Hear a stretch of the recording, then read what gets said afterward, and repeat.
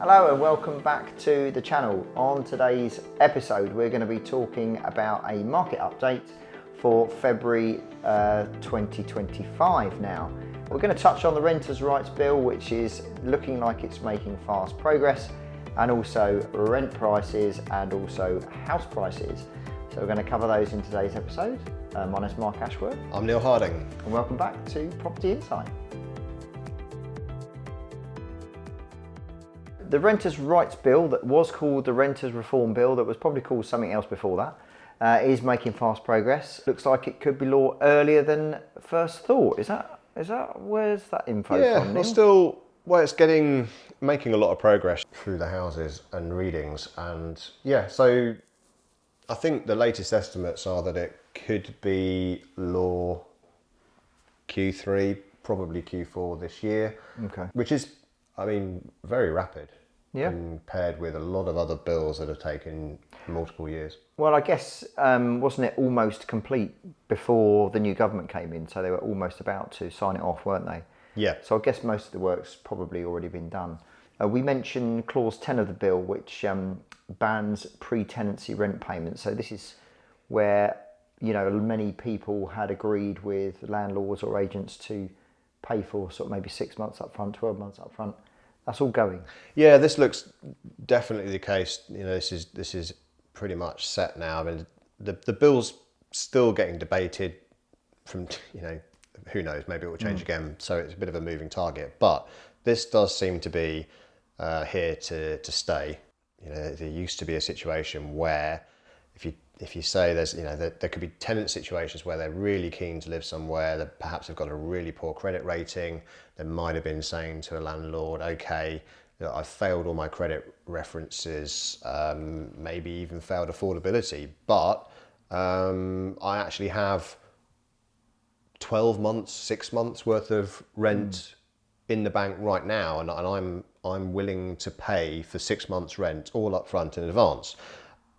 The landlord and the tenant might have been happy with that arrangement, notwithstanding the fact, of course, that they would have had to have been considering what the affordability is beyond that fixed term. But nevertheless, they might have been happy with that arrangement, and whether they are or not in the future doesn't make any difference anymore, because once this bill's law, that's not going to be something that can be done.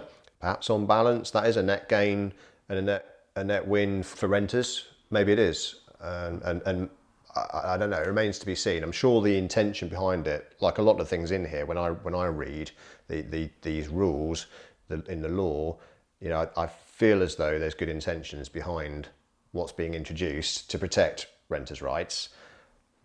But you do wonder whether or not it's always going to be a win-win in all cases. I think it's very rare to have any kind of policy with this kind of thing in business. Let's be honest, it is a business in terms of people renting property. There's a transaction there, there's a consideration of money each month, and even though it is your home, and some people would argue that it's everybody's right to have a roof over their head. But I do think that where you have a policy like that and somebody changes it and says you can't do this or you can do the other, there's always a plus side and there's always a downside. Right. Always. There's never ever, or very rarely are there ever situations where it's always good for both parties. I just don't believe that. So, where there are situations where, so overseas tenants, for example, that can't be credit checked or reference checked, that, they're coming into the country for whatever reason, and they're quite more than happy to pay for a year's worth of rent up front. In some instances that suits parties, but for the government to have a policy where it basically bans that because it will be essentially against the law to accept those prepayments, not even if the tenant offers it or the person offers it. It doesn't matter which party it comes from, you're not allowed to accept it. It's going to be really interesting as well how local government councils adapt to this. I was speaking to a housing officer from Peterborough City Council. I invest in Peterborough, and they were telling me that actually they have hundreds of families in temporary or emergency accommodation right now that they are looking to house on a more permanent long-term basis, and they're looking to the private rental sector. They don't have sufficient housing stock, or they don't have sufficient council houses. I think there's a bit of a myth out there that there are council houses You just got to wait long enough. Eventually, you get one. I mean, in Peterborough, my take on that conversation was that there aren't council houses. Private rental sector really is where the solution is for homes for families, and essentially they're looking to rehouse or house people in the private rental sector. Now, how do they do that? Well, they have conversations with landlords such as me and other people locally to say, I've got a fantastic family here. However, they won't pass credit checks because of whatever situation they're in. They might not even have a credit history, let alone a good one. Either way, you're probably not going to pass. And also, they might not have a guarantor that can. So therefore, if you want rent guarantee insurance, which I do, it's difficult to make that work.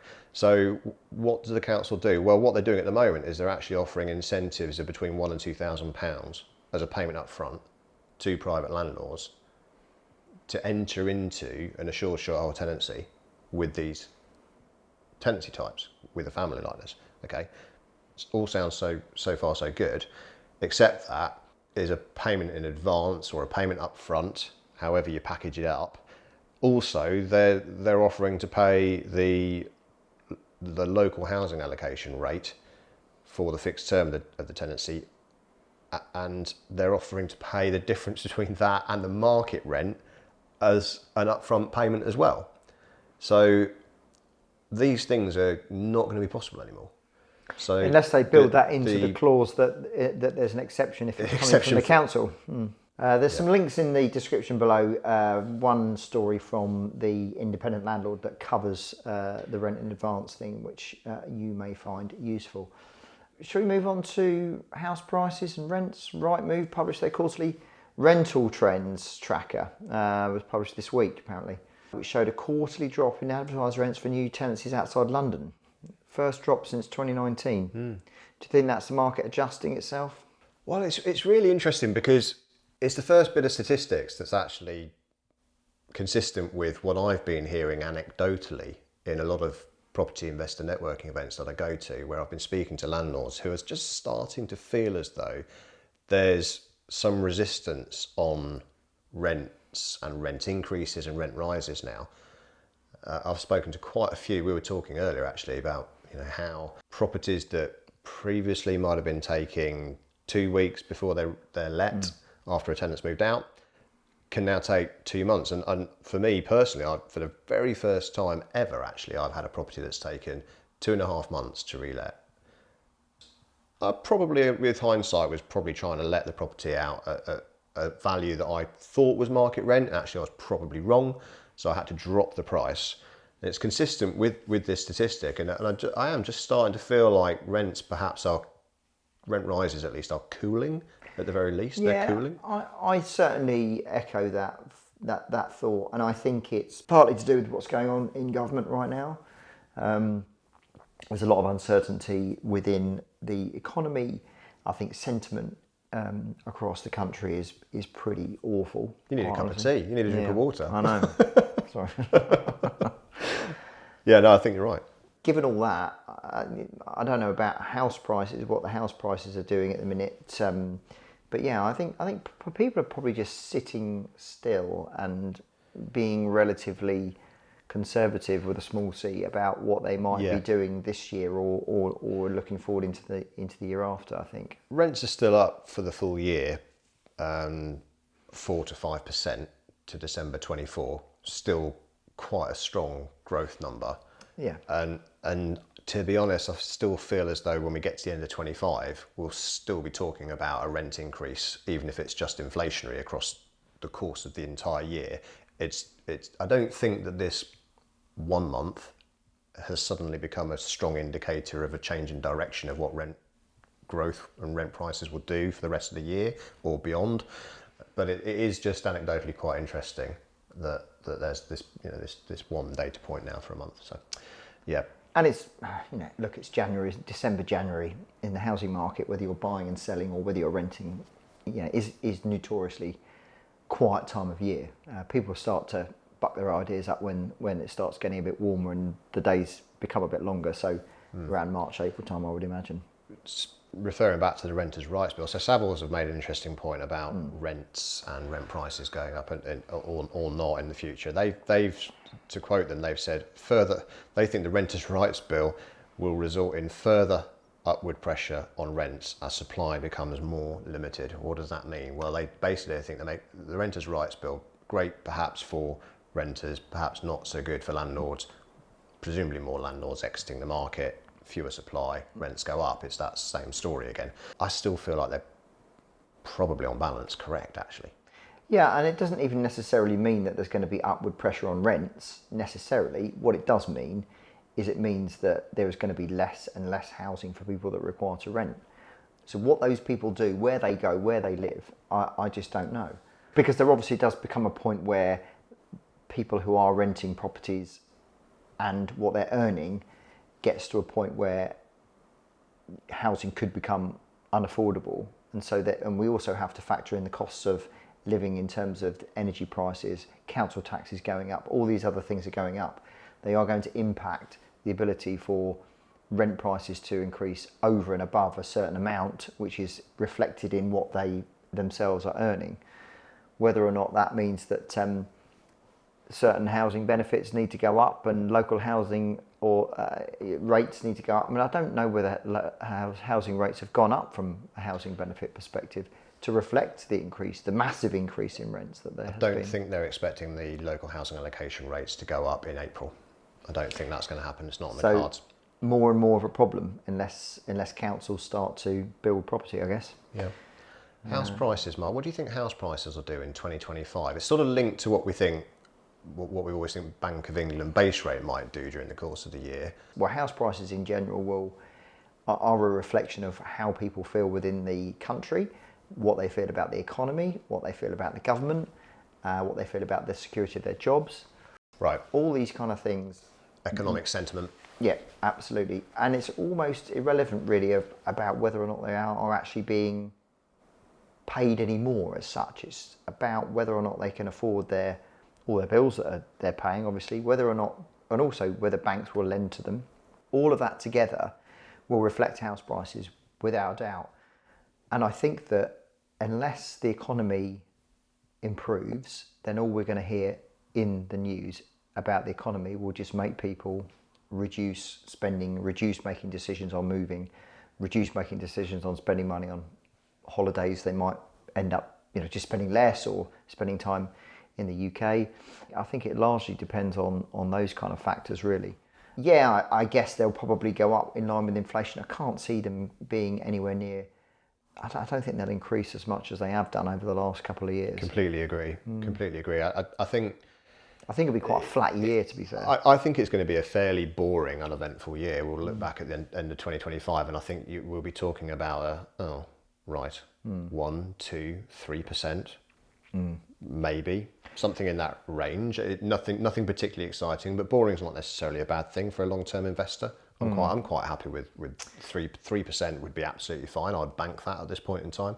There was talk about maybe 3 or 4 0.25% Bank of England base rate cuts during the course of 2025 by the time end of 2025, and now I think from what I hear expectation is more like 2, and also the economic forecasts have contracted slightly since Labour budget and sentiment. I don't think the economy is going to grow as much as people thought. I don't think therefore base rate's going to decrease as much as people thought. If money's not as cheap to borrow, typically finance isn't as available, and that's a driving force for house price growth, isn't it?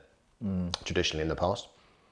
Absolutely. I'm not really sure how I feel really. It's just kind of always seems to be a little bit down in the doldrums, isn't it? I think just all of what we're talking about. Yeah, it is a bit at the moment. It doesn't seem to be. Yeah. Anytime I turn on the news or look at social media, it always tends to be very, very negative. Yeah. Particularly towards the Labour government, and I think that's just making people feel, I don't know, just not very incentivised to do anything. There's always the, well, you never know situation. I mean, in 2021, 22, 2023, I don't particularly remember those years being full of buoyant optimism either. And yet actually, when you look at what house prices did in those years, well, they went mental after everyone came out of lockdown. All they wanted to do was move. Was it like 5%, 6% growth, 10% growth, and then 7% growth or something like that? I mean, they're pretty strong, not necessarily clear, ridiculous boom years. And then I think 2024 was softer. I think the problem is that we're talking on the one hand about house prices increasing, which yes, they did increase over those years. But the other thing also that increased was inflation. So largely, has the housing market, even though the house prices have gone up, everything else has gone up too. So actually, on balance, have house prices gone up? Has that sort of a secret property boom that we talked about maybe a year or two ago means that actually house prices haven't actually gone up that much in line with everything else, and so therefore house prices are still relatively cheap when you compare it against the value of the pound, let's say. Yeah. Interesting things. Rents. So let's just have a chat about rents increasing by an average 9.2% over the last 12 months. And as is that ONS data that's been published? That was the Consumer Price Index, owner-occupiers, housing costs, wage inflation's gone up. So wage inflation 5.6%, house prices increasing below inflation. It's interesting because when you hear about these statistics, I think a lot of people don't necessarily see those reflected individually in their own lives, but obviously they're taking on this data as a whole across the whole of the UK, which obviously is a significant market and number of people. What's your 2025 prediction then? If we're gonna record something in 12 months' time, let's do this. Let's do this now. We didn't agree to do this before we started recording. So I'll go first because I'll give you some time to think. So I'm going to go first, and I'm going to go for 3% house price growth 2025 average and 3% rent growth as well. Yeah, you're talking about across the whole country, yeah? Yeah. Average, not regional stuff. And where do you think the interest rate will sit in 12 months' time? The Bank of England interest rate? Well, I'd love to say it'd be 3 cuts and that they would be bullish, but I just don't see it because they were so slow to decrease the rates last year, even though I think they could have done more quicker. I just don't think they're wired that way. So I think actually it will be 0.5% lower. Okay. Yeah, I think I agree with you on the interest rate. I don't think it's going to come down as much as people thought, but that depends on whether or not they whether they think that by lowering it, it will stimulate the economy, because it could well do. Just the fact that it's gone down gives people almost the license to then go, actually, maybe things aren't quite as bad as they. Even though they're in fixed rate mortgages and all that sort of stuff. In terms of house prices, yeah, I think probably house prices will be in line with inflation. And do I see inflation being at around 3% as you suggest? I think inflation is going to be a bit higher. I think it's going to be more like 4 to 5%. Do you? Yeah, I do. It's still going up. Everything's still going up. And I think that what they've done to the value of the pound in terms of all this QE stuff that they've done in the past, I think it's still going to be high. So I'm going to go with house prices keeping in line with that. But I'm going to go with my inflationary rate a little bit higher. So I reckon, let's say 4.5%. Oh, that's interesting. So I thought 3% because I felt like inflation would be higher than the target long term of 2%, but not as much as 4 or 5. Okay. I thought more like 3. So yeah, okay. Well, let's see. And rents, I think actually it's going to be fairly stable. I reckon, probably around about 2, maybe 3. But yeah, I'd say I'm going to. So below inflationary increases in rents. Yeah, let's go with that. Okay.